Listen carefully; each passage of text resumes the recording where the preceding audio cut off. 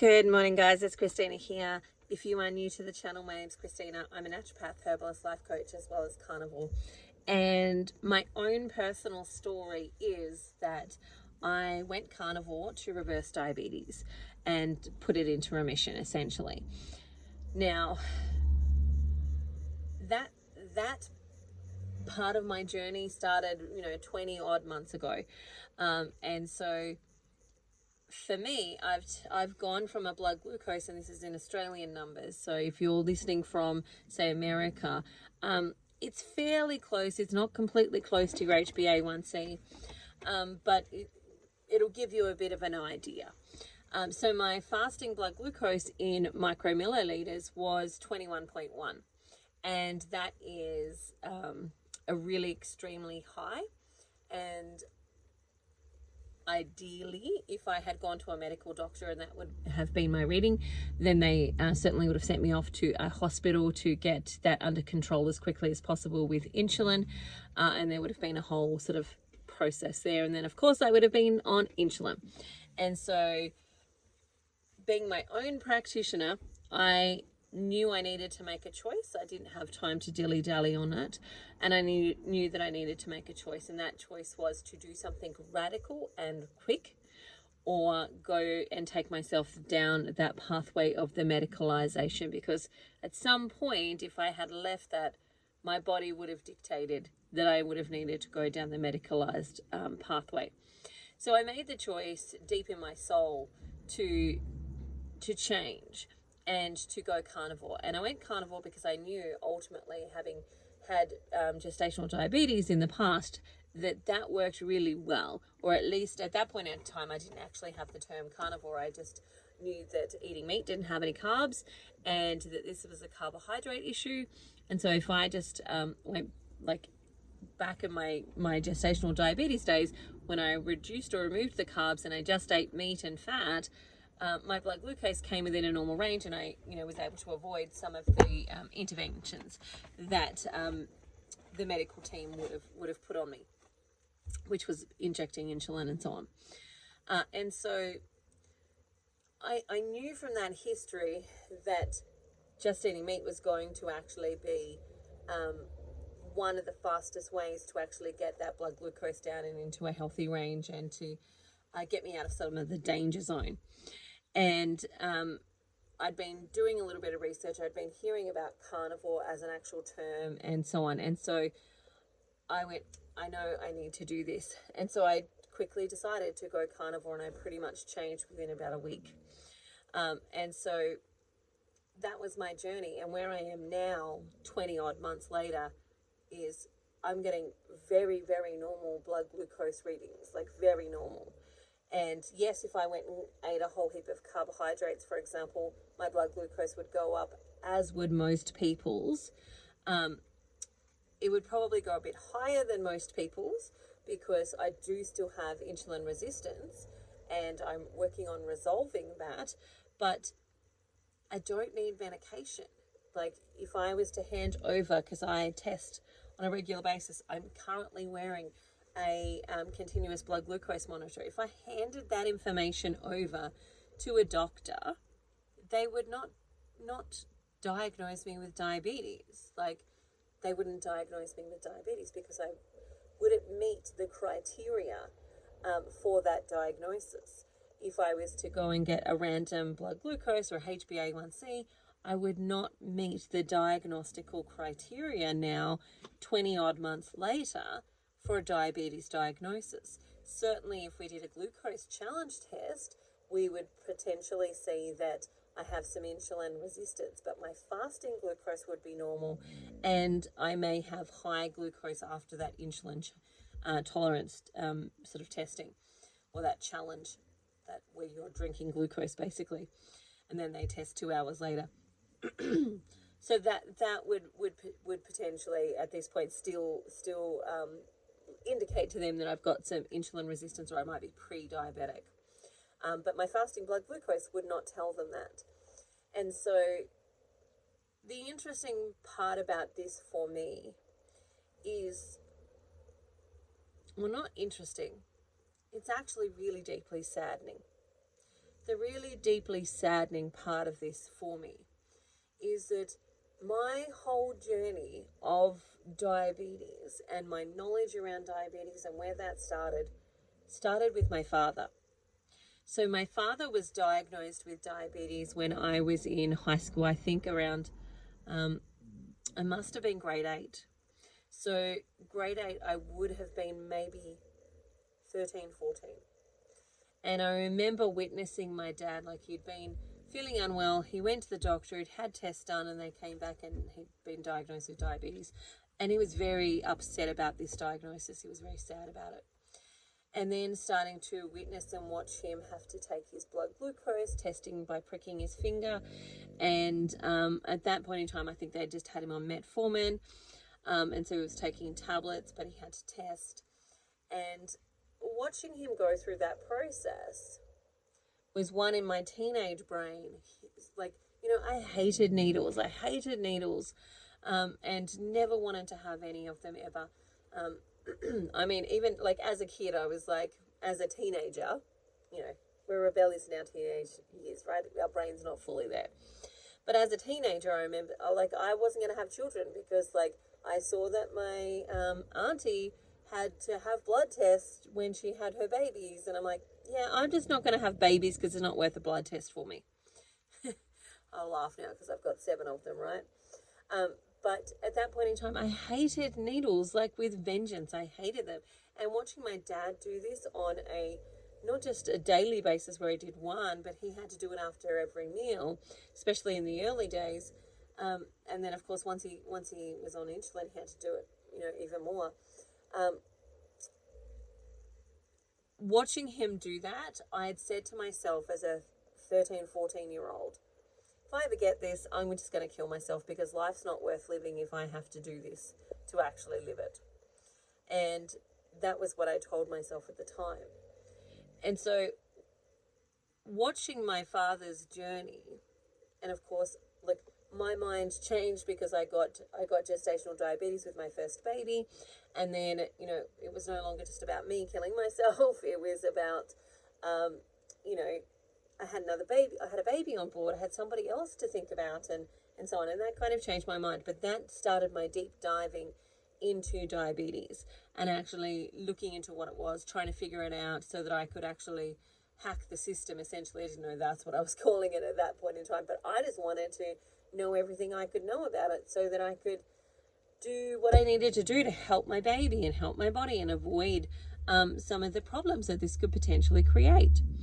And so coming back to my dad and why this is such a deeply sad thing for me is that my dad's history with diabetes was like most people, and this is generally, I know when I've had to write assignments for, and I air quotients, I don't know why, but when I had to write assignments for my college to get my qualification as a naturopath, one of them was on diabetes, and I had to write things like diabetes is a consistently progressively worsening condition that, generally leads people on to needing to take insulin and so on and so forth. It wasn't something you could reverse. It wasn't something you could put into remission. Or even if I knew that was the truth, I wasn't allowed to write that in my assignments because that's not what the literature says. The literature says that it's a ongoing, progressive, worsening condition. And that's what my dad's journey was. My dad's journey was that he went from metformin to eventually needing insulin to needing long-acting insulin, short-acting insulin, and taking metformin, and then having to take, other stuff. And of course, they whacked in some statins, and he literally walked around with a container of tablets and insulin injections that he needed to do. And then eventually, he started to get protein showing up in his urine. And so they told him he had to reduce the meat that he was eating because, that's their logic. They don't fully understand that process. But the deeply, incredibly sad thing for me is that my dad died when I had my second last baby, so baby number 6. So that would have been in 2001. He died. So he's been gone for a lot of my children's life. Most of my children don't remember Poppy. Like, they don't, like, Marcella has never met her grandfather, and Xavier was a baby, and he was, what, I think maybe 6 months old, and together he and I, we spent the night next to my dad's bedside while he died. Like, that's it. Like, he won't have any memories at all of Poppy.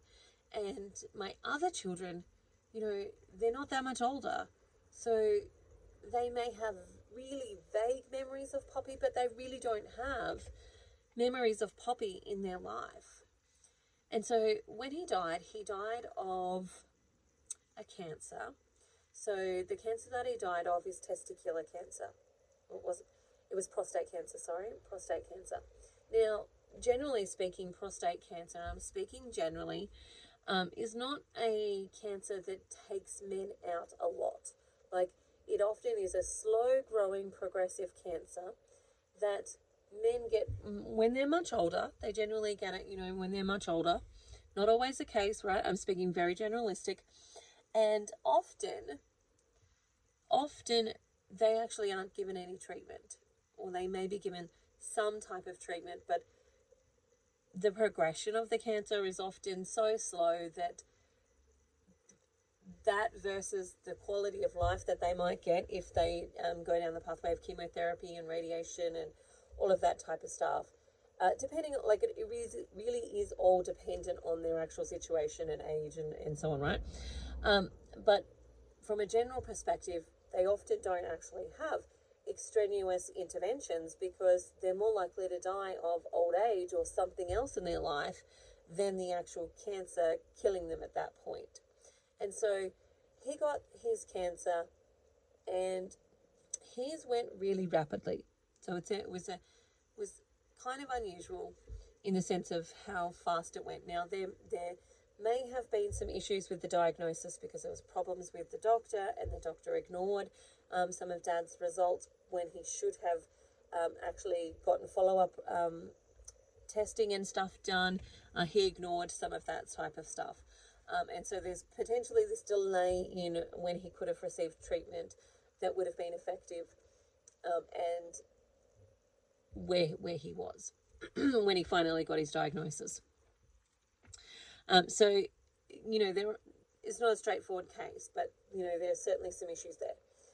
But one of the things that we know increases the rapidity of cancers and things like that is things like having pre-existing comorbidities. And diabetes is a pre-existing comorbidity. And Dad's diabetes was fluctuating within control levels. So sometimes it was controlled, sometimes it was not. It would fluctuate. And controlled, like, if I looked at his blood glucose tests and results now, I'd be like, oh my God, Dad, what? No.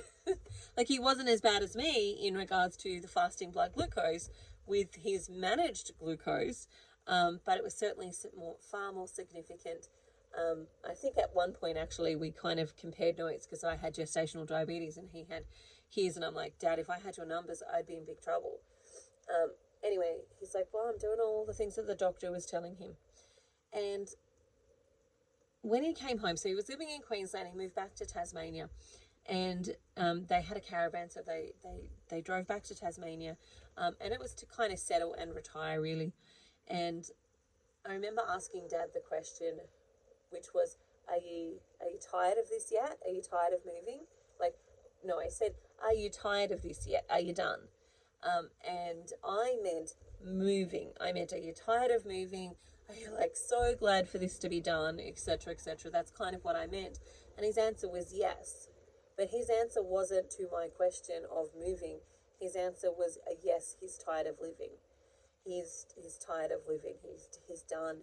And part of his reason to move back to Tasmania was so that he could die, and not be worried that he's left my mum stranded, and because she wouldn't have had the capacity to drive the caravan back, and left her alone without family and all of that type of stuff. That's part of the reason. It's probably the major reason that Dad came back to Tasmania, was to set Mum up for him to die, because he was struggling with depression. He was on antidepressants. Like, like, the really incredibly sad thing for me is that I look at this whole scenario and I love my dad to bits. Like, I absolutely love my dad to bits. And I'm mad that the medical system basically did this to him.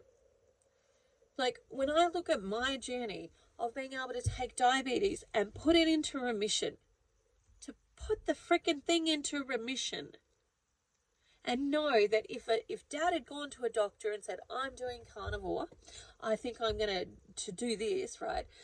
All the stuff that they would have told him was fear, would have been, no, that's bad, that's wrong, but everything that they told him, everything that they taught him, every freaking medication that they put into him had led him to the point of an early death. He did not need to die when he died. He didn't need to die then. He didn't need to have depression. He didn't need to live for 20, 30 years with diabetes. He didn't need that. Yes, he may have still got the cancer. Who knows? But he didn't need to die, and he didn't need to die at that point. He didn't need to spend truckloads of money on medication and doctor's appointments to help him get better. And it makes me angry and furious that this is our system, that people go to the doctors and go to our healthcare system and our medical system. And I don't blame all doctors, right? They're not all to blame, but there's certainly challenges there. They go there to get help, and what they receive is pharmaceuticals. What they receive is drugs. They don't receive necessarily help. And again, it's not in all cases, in all situations, because I think, yes, absolutely, there are times when insulin's needed, there's times when medications are needed, there are times when some of these things are needed. But if that is the only thing you are providing your patients, you're not actually properly educating them because you're not educated properly, then you're not helping them. You're not helping them if all you're doing is putting them on medication for lifestyle diseases. Got a broken arm? Go to a doctor, get it set. You need stitches? Go to a doctor and get that done. You need antibiotics because you've got an infection? Go to a doctor and get that done. But if you've got something like diabetes, you've got a lifestyle disease. Unless for some incident you were in an accident, your pancreas was destroyed, you've got type 1 diabetes, etc. Type 2 diabetes is a lifestyle disease. And if we're not helping people fix their lifestyle, and even bothering to research to the nth degree of what's actually helping people put this into remission, we're doing the community a massive disservice.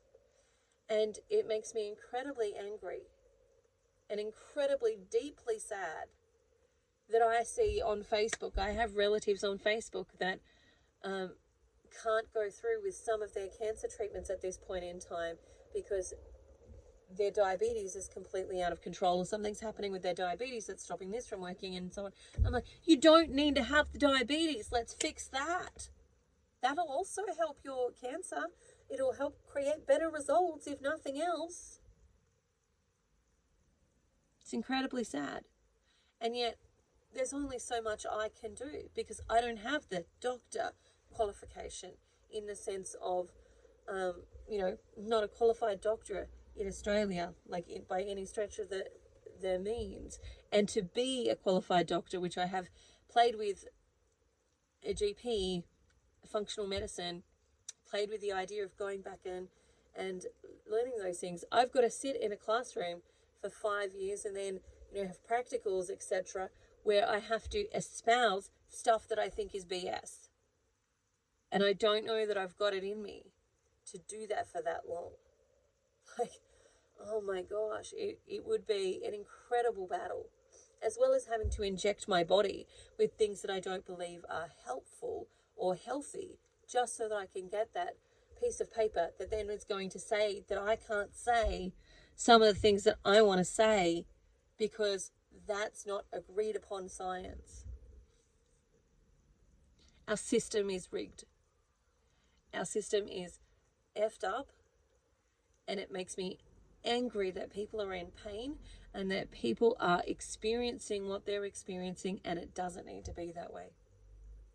And that people like my dad struggled for 20, 30 odd years with something that I've been able to reverse in my own life in 20 months.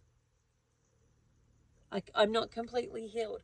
I'm not completely where I need to be, but I'm not on medication.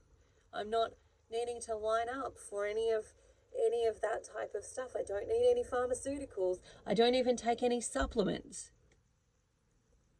All I'm doing is focusing on diet and lifestyle. Anyway, that's my rant for today. Thanks for being here for it. I'd love to hear if you've got any similar stories. Pop it in the comments.